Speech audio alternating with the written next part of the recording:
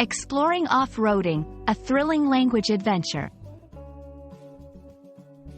Hello, language enthusiasts. Today, we're diving into the exciting world of English phrases, focusing on off-roading. This term isn't just about driving. It's a pathway to understanding dynamic English expressions. So, buckle up as we embark on this linguistic journey.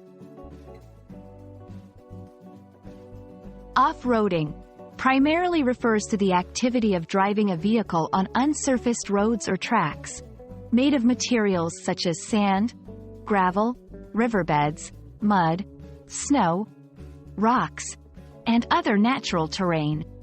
This term conjures images of adventure, exploration, and pushing the limits beyond conventional paths. In its most literal sense, off-roading involves vehicles specifically designed or modified to handle these rough conditions.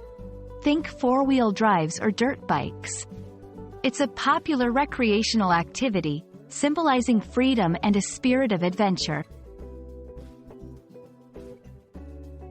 Figuratively, off-roading can describe any activity that deviates from the norm or standard procedure.